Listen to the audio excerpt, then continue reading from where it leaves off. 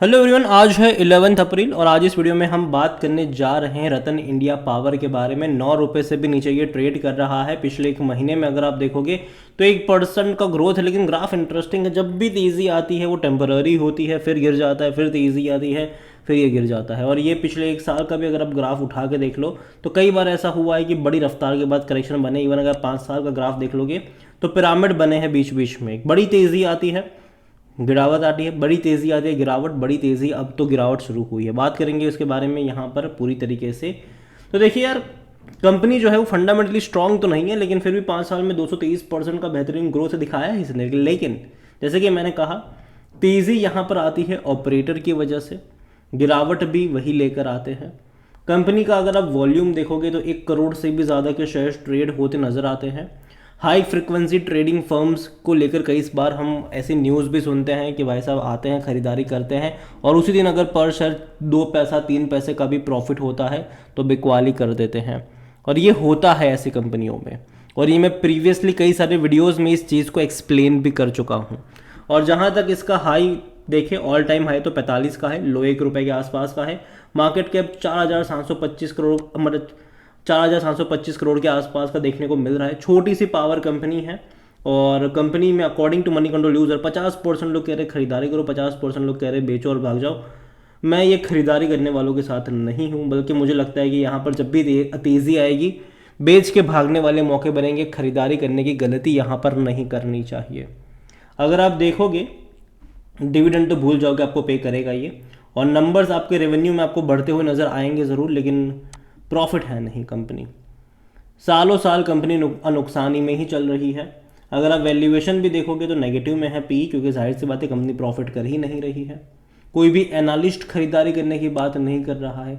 Social media पे इक्का दुक्का लोग बोलते नजर आ जाएंगे, लेकिन जो एनालिस्ट है वो जनरली अवॉइड करने की ही बात करेंगे। फिनेंशियल्स देखो इसके क्वार्टरली, तो वैसे कंपनी का जितना रेवेन्यू नहीं है, मतलब उसी के थोड़ा बहुत मिलता जुलता यहाँ पर लॉस कर रही है।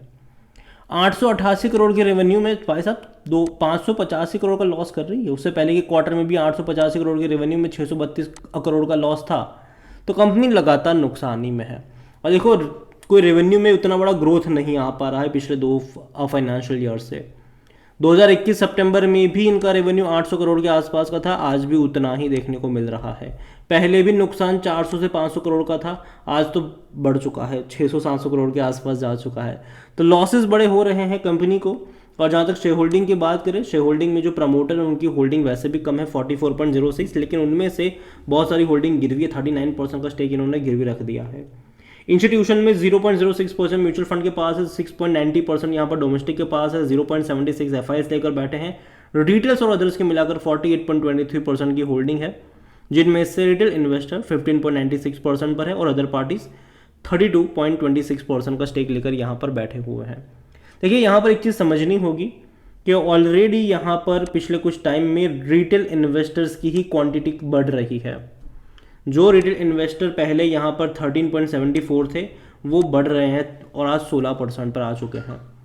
और जहाँ तक बात करें पावर सेक्टर की, तो देखो, मैं मानता हूँ कि पावर सेक्टर आने वाले टाइम में बहुत अच्छा काम करने वाला है, बहुत सारा पोटेंशियल है। ऑलरेडी पिछले 2 सालों में पावर सेक्टर ने खूब पैसा बनाकर दिया है, आगे भी दमखम है पैसा बनाकर देने का, लेकिन वो बड़ी कंपनियों के लिए। टाटा हो गया, अदानी हो गया, सरकारी कंपनी हो गई, अभी मुकेश अंबानी भी एंट्री कर रहे हैं, उनके लिए बड़ा मौका है। जो छोटी कंपनीज है वो अपनी कैपेसिटी को बढ़ा ही नहीं पाएंगे ज़्यादातर। और रतन इंडिया पावर तो फंडामेंटली वीक कंपनी है, लॉस बहुत ज़्यादा कर रही है। तो जो कंपनी हर एन्युअली, हर क्वार्टर में इतने सारे लॉस कर रही है, तो वो एक्सपांशन की तरफ कैसे जाएगी, ये एक सबसे बड़ा सवाल है। नुकसान बहुत ज़्यादा कंपनी कर रही है और ये सबसे बड़ा नेगेटिव पॉइंट है मेरे हिसाब से।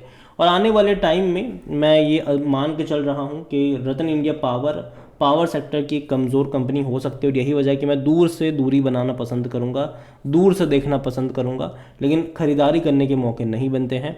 हाँ देखो, इसका मतलब ये नहीं कि यहाँ से ये टूट के बिखर जाएगा, जी नहीं। यहाँ पर ऑपरेटर बहुत ज़्यादा एक्टिव है। और अभी जो गर्मियों का माहौल चल रहा है, ठीक है, अभी तो गर्मी बढ़ना शुरू भी नहीं हुई है, हालांकि बहुत ज़्यादा बढ़ चुकी है काफ़ी सारे शहरों में, लेकिन अभी और बढ़ने वाली है। तो गर्मियों के दौरान क्या होता है कि जो कंजम्पशन होता है बिजली का वो बहुत ज़्यादा बढ़ जाता है, और ऐसे में पावर कंपनियाँ ऑटोमेटिकली चर्चा में आती है कि भाई साहब इतना सारा कंजम्पशन हो रहा है, ये होगा वो होगा। तो जब सारी कंपनियां दौड़ना शुरू कर देती है तो ये भी थोड़ा बहुत भाग जाएगा बीच बीच में। लेकिन वो मौके होंगे उन लोगों के लिए जो ऑलरेडी खरीदारी करके यहाँ पर फंसे हुए हैं, उनके लिए एग्जिट करने के मौके होंगे।